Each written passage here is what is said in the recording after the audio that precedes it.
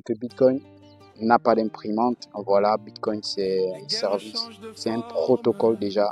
Il faut que vous essayez d'assimiler cette vérité-là. Bitcoin est un protocole décentralisé, open source et Invitation officielle au soutien de CedroSage Ltd.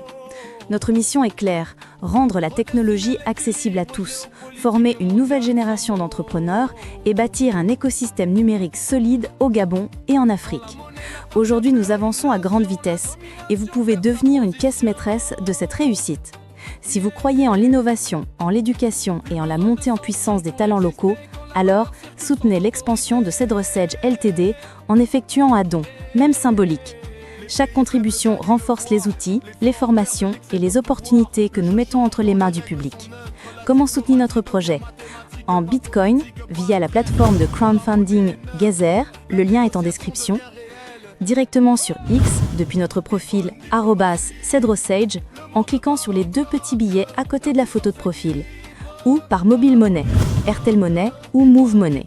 Les coordonnées sont disponibles sur demande. Votre soutien, c'est du concret. Plus de formation, un nouveau bureau physique, plus d'outils technologiques, une croissance accélérée du projet. Ne regardez pas l'avenir se construire, aidez-nous à le créer. Merci pour votre confiance et votre engagement à nos côtés. L'équipe CedroSage Ltd. L'innovation est notre héritage, l'audace notre moteur. PDG de l'exchange qui possède le plus de Bitcoin au monde. Donc on parle de Coinbase avec son fondateur, son CEO, Brian Armstrong. Donc c'était un échange très intéressant parce qu'on a vu les faiblesses de la Banque centrale. Lorsque le gouverneur de la Banque centrale de France a parlé d'une banque centrale indépendante, des banques centrales indépendantes, on sait tous que les banques centrales ne sont pas indépendantes, elles sont aux ordres du gouvernement, elles sont aux ordres de l'État. Et ce qui veut dire que c'est l'État qui décide la quantité qu'il faut imprimer, voilà. Donc, par contre, Brian Armstrong a précisé que Bitcoin n'a pas d'imprimante. Voilà, Bitcoin c'est un service, c'est un protocole déjà. Il faut que vous essayez d'assimiler cette vérité-là. Bitcoin est un protocole décentralisé, open source et voilà, qui est géré par des milliers d'ordinateurs dans le monde, on va dire même des centaines de milliers d'ordinateurs dans le monde. Donc ça ne dépend pas d'une décision ou quoi que ce soit. La progression de Bitcoin elle est naturelle, voilà. Même si les gens s'attardent à la fluctuation journalière et hebdomadaire, mais sauf que si vous êtes sur le long terme, si vous êtes dans Bitcoin en année, vous ne voyez pas la fluctuation parce que Bitcoin a toujours été croissant. Donc c'est un peu quelque chose qu'on a compris et qu'on comprend avec Bitcoin. Donc Brian Armstrong a été clair et on voit aussi que Donald Trump n'a pas hésité de donner sa vision, sa projection pour Bitcoin. Il a notamment fait comprendre qu'il a une vision pour cette année, qu'il va notamment faire signer des législations, des réglementations, tout ça pour permettre une plus grande liberté financière aux individus, c'est-à-dire aux citoyens américains. Voilà, tout ça, il fait ça pour son pays. Hein.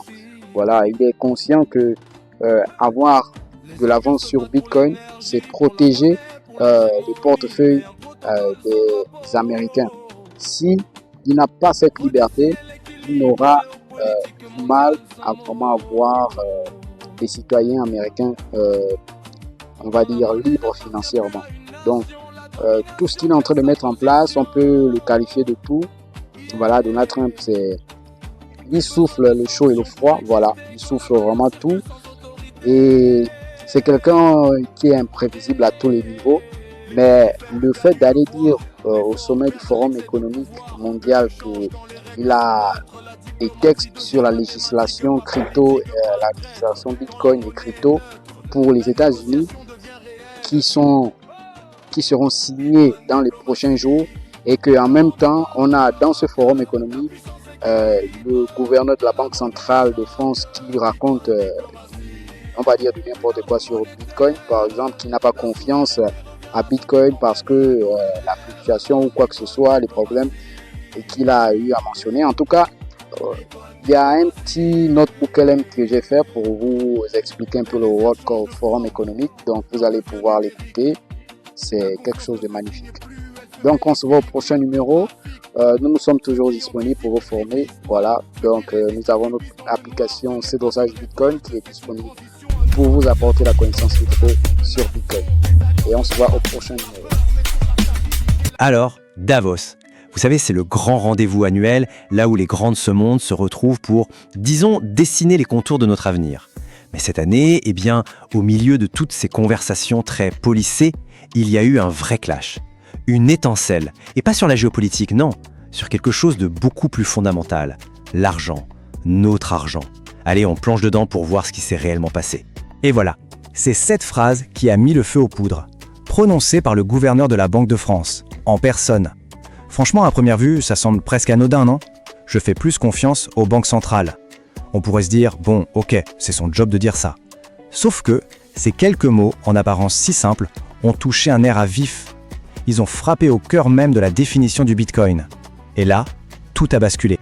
D'un coup, on n'était plus du tout dans un débat technique entre experts. Non, cette phrase a tout changé. C'est devenu une sorte de combat de fond pour l'avenir de la monnaie. La question n'était plus de savoir si la technologie fonctionnait, mais de savoir à qui on fait confiance au fond, qui doit tenir les rênes de notre système financier. C'est ça la vraie question. Bon, alors revenons un instant sur cet échange, parce que c'est là qu'on voit noir sur blanc le fossé immense qui sépare deux univers. D'un côté, on a la finance traditionnelle, le vieux monde, de l'autre, le monde en pleine ébullition des cryptoactifs. Deux planètes qui se télescopent.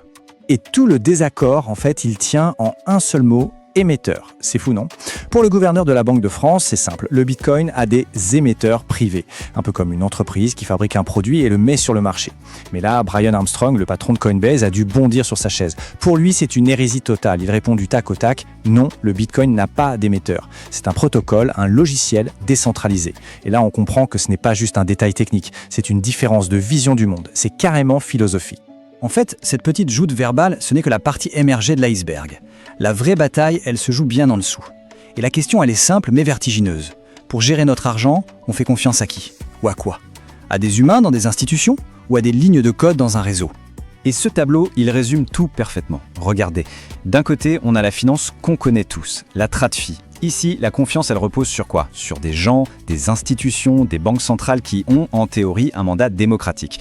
De l'autre côté, le monde de la DeFi, la finance décentralisée. Et là, plus question de faire confiance à des personnes. Non, la confiance, elle est placée dans le code, dans les maths, dans un réseau où personne n'a le contrôle total. C'est l'autorité des institutions contre l'autorité du code. Et là, la réponse d'Armstrong, elle est vraiment cinglante. Il prend l'argument de son adversaire et il le retourne complètement. En gros, il dit « Vous pensez que c'est une faiblesse que personne ne contrôle Bitcoin ? Mais c'est sa plus grande force ?» Il affirme que c'est justement parce qu'aucun pays, aucune entreprise ne peut en tirer les ficelles que Bitcoin est plus indépendant et donc potentiellement plus fiable qu'une banque centrale. C'est un retournement de situation incroyable. Et il ne s'arrête pas là, il enfonce le clou. Il explique que Bitcoin, ce n'est pas un ennemi du système, mais plutôt une sorte de concurrent sain. Pourquoi ? Parce que le nombre de Bitcoins est limité. C'est inscrit dans le code, personne ne peut le changer. Il n'y a pas de planche à billets pour les Bitcoins. Et du coup, ça devient une sorte de garde-fou, un rappel à l'ordre pour les gouvernements qui seraient un peu trop tentés de faire tourner l'imprimante à billets et de creuser les déficits. C'est presque un outil de discipline si on y pense. Bon, le débat philosophique c'est bien beau, mais très vite, la discussion a glissé sur un terrain beaucoup plus terre-à-terre. Et surtout, beaucoup plus rentable, les stablecoins. Alors, les stablecoins, pour faire simple, ce sont des cryptos qui sont censés valoir toujours la même chose. Par exemple, $1, parce qu'elles sont adossées à de vraies devises. C'est le pont entre les deux mondes. Et c'est là que le ton est vraiment monté. Le point de friction, il est très précis. Est-ce qu'on a le droit de verser des intérêts sur ces stablecoins ? Pour Armstrong, la réponse est un grand oui. C'est une question de survie, de compétitivité mondiale. Pour Villeroy, c'est tout l'inverse. C'est la ligne rouge à ne pas franchir. Il y voit un risque énorme, un danger qui pourrait déstabiliser tout le système financier. On a vraiment deux logiques qui s'affrontent de plein fouet. Et pourquoi est-ce que c'est si tendu à votre avis ?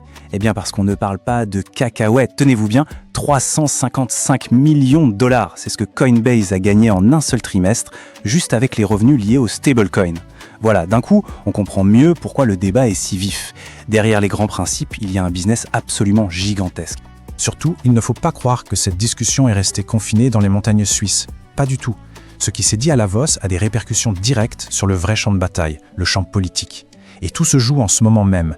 principalement aux États-Unis. C'est là-bas que les règles du jeu pour toute l'industrie sont en train de s'écrire. Et ce combat législatif, il a un nom, le Clarity Act. Retenez-le bien parce que c'est le projet de loi qui peut faire basculer l'avenir de la crypto. L'objectif, c'est de mettre enfin un cadre, des règles claires. Et devinez quel est l'un des points les plus chauds, au cœur de toutes les négociations? Et oui, encore et toujours la même question, les stablecoins, avec ou sans intérêt? Et d'ailleurs, regardez un peu la chronologie, c'est fascinant, tout s'est accéléré. 14 janvier, bam, coup de théâtre, Coinbase dit stop, on ne soutient plus ce projet de loi, justement à cause de cette histoire d'intérêt. À peine une semaine plus tard, on retrouve Armstrong à Davos qui explique en substance qu'il est là pour faire du lobbying, pour discuter, pour négocier. Le message est limpide, le débat à Davos, c'est une pièce sur l'échiquier politique et tout le monde attend maintenant la nouvelle version de la loi, ça ne devrait plus tarder. Mais attention, pendant que tout ce beau monde débat sur scène, sous les projecteurs, en coulisses, il se passe quelque chose de bien plus important. Une véritable vague de fond. Loin des micros et des polémiques, les géants de la finance traditionnelle, les piliers du système, sont en train d'adopter cette technologie, discrètement, mais à une échelle massive. Et c'est là qu'est tout le paradoxe. Pendant que les leaders s'écharpent en public, le vieux système financier, lui, il n'attend pas. Il avance. Il est déjà en train d'intégrer brique par brique cette nouvelle technologie dans sa propre infrastructure. Et les preuves, elles sont partout, il suffit d'ouvrir les yeux. SWIFT, le cœur du système bancaire international, ils font des tests. Le Forum économique mondial lui-même, celui qui organise Davos, y publie des rapports ultra favorables. Le gouvernement américain, il met en place une réserve stratégique de Bitcoin. Et même le New York Stock Exchange, le temple du capitalisme, qui se prépare à du trading tokenisé, 24 heures sur 24, 7 jours sur 7. Non, là on ne parle plus d'une petite tendance, c'est un raz-de-marée. Et attention, cette vague ne s'arrête pas aux portes des grandes banques. Elle est en train de déferler sur tout le monde. Tenez, rien qu'aux États-Unis, on parle de 55 millions de personnes qui détiennent des cryptos. Et ce chiffre est encore plus fou. Plus de 60% des investisseurs les plus riches ont déjà mis un pied dedans. Ce n'est plus un truc de geek dans un garage, c'est un vrai mouvement de fond dans la société. Alors, si on devait résumer tout ce mouvement, qu'est-ce qu'il faut retenir? Je dirais 3 choses essentielles. Premièrement, l'interopérabilité. Les murs entre la vieille et la nouvelle finance sont en train de tomber. Deuxièmement, le règlement 24 sur 24. Fini le temps où la finance s'arrêtait le week-end. Et troisièmement, les stablecoins qui deviennent la nouvelle norme pour les paiements. En fait, la blockchain, c'est en train de devenir comme la plomberie d'un immeuble. C'est pas très glamour, c'est même un peu ennuyeux, mais sans ça, rien ne fonctionne. C'est devenu une infrastructure de base. Au final, ce clash à Davos, c'était bien plus qu'une simple dispute. C'était un révélateur. Il a mis en lumière la grande question de notre époque. Maintenant que le vieux monde de la finance et la nouvelle technologie sont obligés de cohabiter, de fusionner, la question est qui va écrire les règles du jeu? Qui va tenir le stylo? Qui, au fond, va contrôler l'argent de demain? La bataille ne fait que commencer.